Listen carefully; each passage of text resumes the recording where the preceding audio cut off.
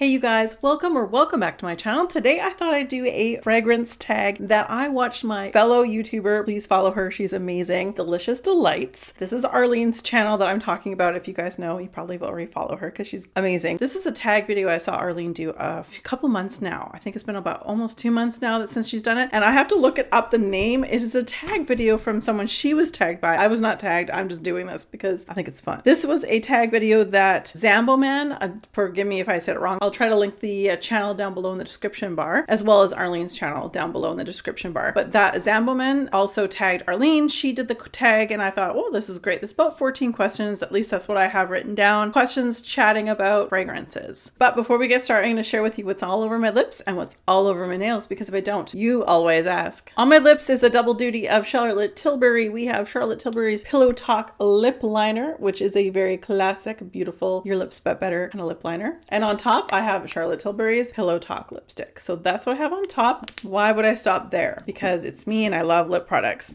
Anyway, this is Give Beauty's lip gloss. And now Give Beauty is Gwen Stefani's line, and this is called Dolled Up.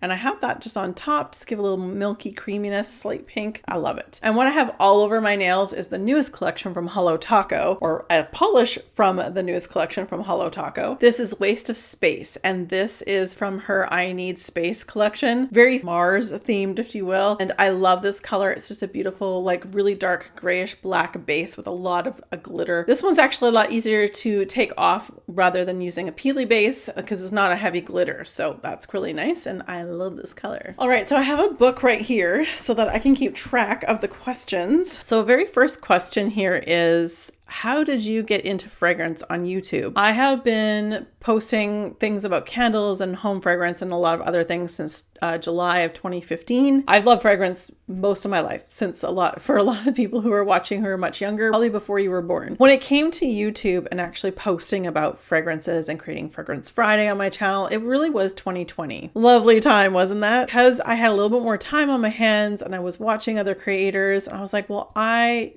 love smells, clearly, because I'd post about candles and wax melts, home thing, you know, anything that smells good. I'm like, well, I already have a little collection, nothing like I do now, but I had a little collection and I started picking up things based on recommendations from people that I was watching in 2020. So that's kind of when it was. 2020, I started actually posting about fragrances, like personal fragrances on my channel. One is, who was the first person I started to watch? And I think it was the perfume guy, Sebastian. I really appreciated the fact that he was male and he really did review all fragrances, men's and women's fragrances. You know, I have a husband too and would like to know what he might like, what different notes are. He's just very thorough. I feel like he's really, in the last 4 years that I've started watching him on YouTube, I mean, his channel was on for a lot longer, but he's really grown as a perfumer, or, you know, a person who collects. He actually has a little business outside of YouTube with regards to actual personal fragrance. But he gets to go to all these really great trips all over the world. And I think his passion really is about fragrance, and I think it has been for most of his life, and I do appreciate that. I feel that he's keeping it real. Just check his channel out. He does a great review on all things fragrance. Who influences me the most is question 3. And I have a list of people here, and I apologize, there might be 1 or 2 I forgot. Arlene, Delicious Delights, who I've already mentioned on this channel, who, again, I never was tagged for this, but I saw her video on this tag and I thought I would do this. Arlene is wonderful. She is living in the Netherlands, but she's from the province of Manitoba, or perhaps closer to Winnipeg. Most people in Manitoba live most in Winnipeg area. My husband, that's where he's from, so it's kind of really cool to bond over that. I appreciate her really quick reviews on a fragrance, and I love how she doesn't always have to feel she has to buy the full bottle. And that's something I've learned about myself in the last year. It's taken me some time, but really I'm trying not to, unless I absolutely know or I've tested it before, not buy those full bottles until I get a sample or even the travel size before you like really commit. Arlene does a great job of getting those samples. I don't know where she gets them all, but I love the fact that she gets a sample, she tries them first, and then really has to love it in order to purchase it, because she doesn't get things for free. There's a lot of people out there that do get a lot for free, but Arlene does not. Then next up we have Emmy's World of Fragrance. She's also a fellow Canadian out east in Ontario. She's great. She and I have a very similar taste. We both love a gourmand fragrance. It's really great to watch her channel. I'll list everyone everyone's channel down below in the description box that I mentioned in this video. So she sent me a whole pile of samples. Emmy is the one who got me into niche fragrances. I was just going to Shoppers Drug Mart here in Canada, purchasing fragrances or whatever there was at, let's say, Winners or Home Sense, until Emmy. And she sent me so many amazing samples, of which I have now become in love with many of the fragrances that she's shared with me over the years that are my top fragrances for life. So Emmy, if you're watching, thank you so much, because I do appreciate it. The perfume guy, Sebastian, as I mentioned earlier, he is obviously on this list just because his knowledge and his collection is just insane. And I love, again, that he speaks on all forms of fragrance. Those that are male, like more male oriented, female oriented, or unisex. I think it's wonderful, and he does a great job. And Lauren May fragrance. Now, Lauren May is someone that's fairly new that I've started following her. I used to follow her for just her makeup. I think she has two channels. One's Laura May Fragrance, and the other one's Laura May Beauty. And so the beauty one I was following for a bit. And then she, she started getting into fragrance in the last year and a half. And because she started loving those fragrances, she actually created a second channel. Lauren May Fragrance actually happened about a year and a half ago that she started creating that. She and Emmy and I are very similar when it comes to things that we love to smell. I find that Lauren gets some niche fragrance. She does get a lot of things that Sephora brand may have. Ulta, she's from the States. Sephora, Ulta, and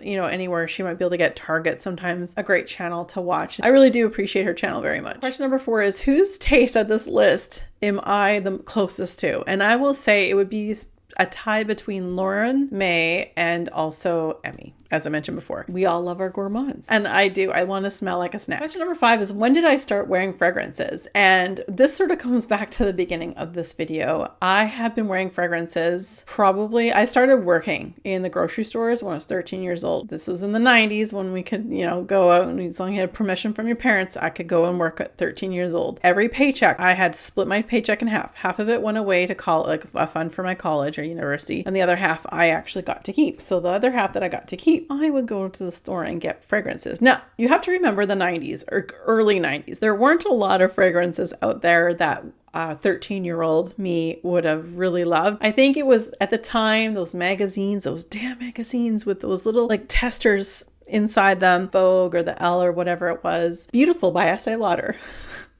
I don't like that fragrance at all anymore. And yet that was probably the very first fragrance I ever purchased. And the other two fragrances that I actually still love to this day, and I've actually purchased them from discount stores, which was Vanilla Fields and Vanilla Musk. They were like a Coty brand. Those ones I loved, and that's when I knew I loved vanilla, and that's when I started leaving like the beautiful, I think I even had White Diamonds was another one. And anyway, don't like those ones anymore, but I do remember I was about 13 years old when I started buying fragrances, which would have been 1991. Do I wear fragrances to bed is question number 6. I'm actually going to put the video above here sharing with you guys my latest tray that I have. I have a rotation. I think there's 8 on the tray itself, and I do rotate each night, go through all 8, so I'm not using too much of one scent. I do have quite a few fragrances in my collection that I consider great like bedroom scents. A lot of them have a little lavender, some like a little bit of vanilla. Sometimes I like to make combos out of things. Yeah, so definitely check that video out above. Next question, number 7. If I could only keep 3 fragrances, which would I keep? Ani, Gris Charnel, and Acqua di Gioia. And I'm going to go get them for you. These 3 here, we have Ani. You guys know this is my favorite fragrance of my entire collection. This is my perfect like winter fragrance, like late fall, all of winter fragrance. This is a vanilla balm with cardamom and ginger, little bergamot. It is a non-linear fragrance, so I love how it just envelops and it changes and it grows and it matures on your skin as you wear it. I love that one. So I'd say probably for most of early fall and almost all of spring, Gris Charnel. And the reason why I say it said 3, so I'm like, if I only had 3, I need to make sure these 3 last me the whole entire 12 months. Gris Charnel, this is a beautiful, beautiful fragrance. I only just got this not that long ago, actually. Ugh. I'm so happy to have this in my collection. And Acqua di Gioia here is a perfect summer one. You guys, I've talked about this many times. Although the lasting power doesn't last a significant amount of time on me, it is still just an amazing fragrance for all of summer. So as much as I love my fruity gourmand summer fragrances, this one I would never be able to get sick of, because if I wore gourmand for, a third of the year, I might get sick of them. So this one is great. What is the worst fragrance I've either smelt or purchased? I'm going to say like either White Diamonds or Beautiful. They're not for me now. I think honestly, I mentioned it earlier, they were just things that were around at the time in the early 90s that was available. There really wasn't a lot of fragrance out there that was really easy for me to get. Keeping in mind, I'm from a small town. I grew up with less than 5,000 people at the time. There was one traffic light in our town. We only had a couple drugstores and I had to walk everywhere. So it's not like I got to go into a bigger city very often, even if I did.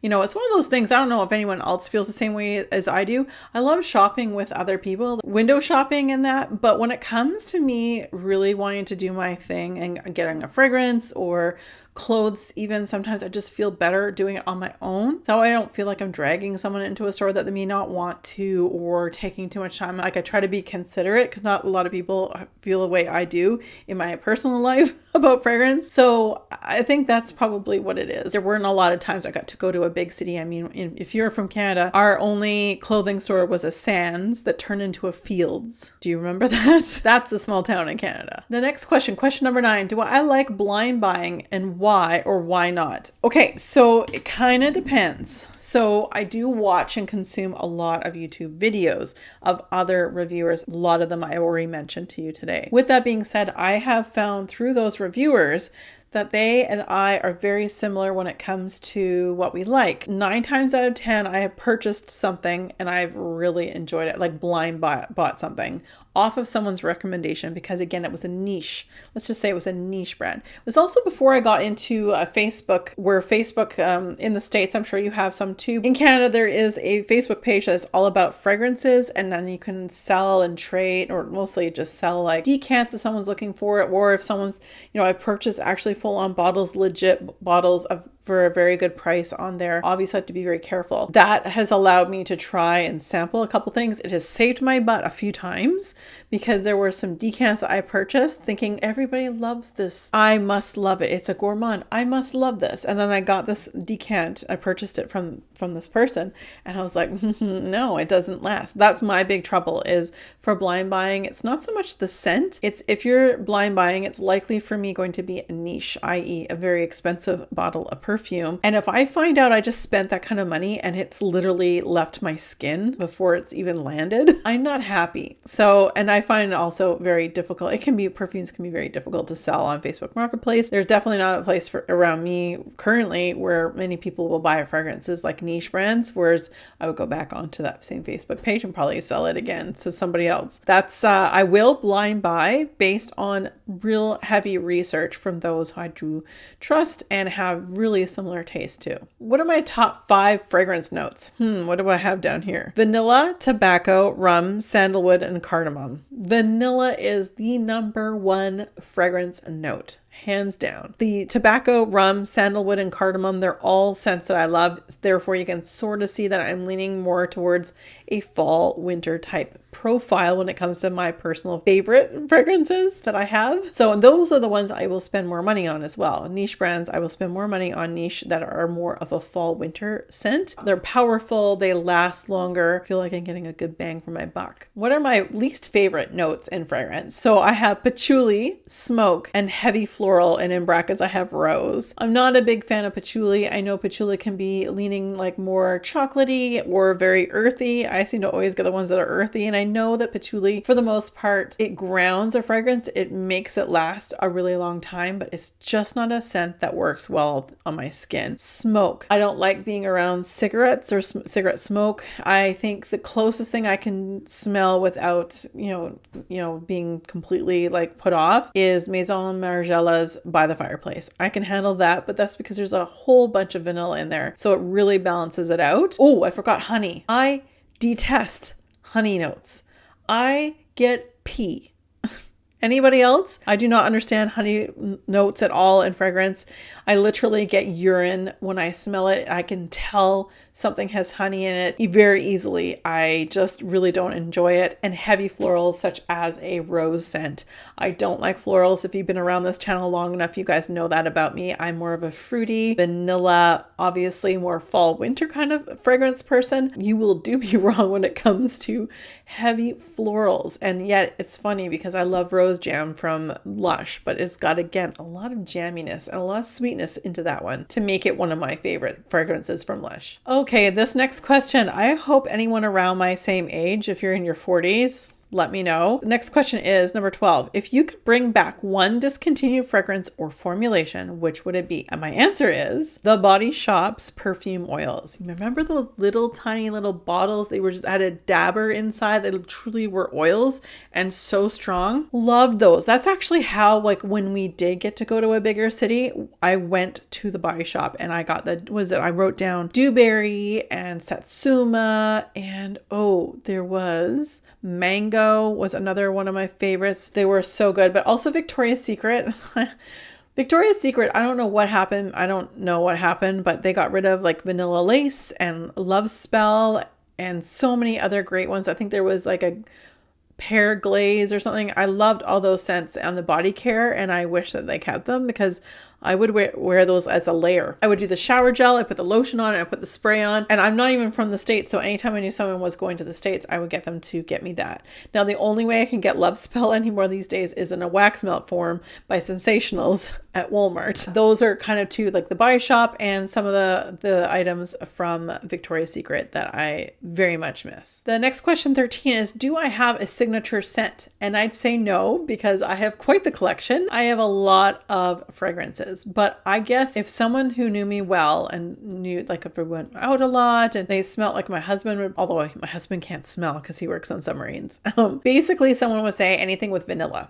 Although it's not a signature scent, it's a signature note that I absolutely adore. I feel works really well on my skin, and it's in probably 90% of my fragrances in my collection, which is over 100 bottles. I would say, even though I don't have a signature scent, I have a signature note, which is definitely vanilla. And the last question here is, what is the best fragrance on the opposite sex? Now, to be fair, Nelson has only just started wearing some colognes, and I love them. They smell amazing. I would tell him right away if it didn't smell very good. Now, he and I have different, I love spicy notes and he loves more fresh. I would group it into two ways. Fresh and clean for the spring and summer. So anything fresh and clean would be great. But for the fall, winter, I need spicy and warm on a man. Like half of my fragrances in my niche section, even Ani, which is unisex, most of them are these days. This would smell so good on him, but he doesn't like vanilla as much on him, which is so sad. There was a fragrance I got from Sephora when I placed in my last order. Picked out a sample fragrance. There was a Tom Ford fragrance, and I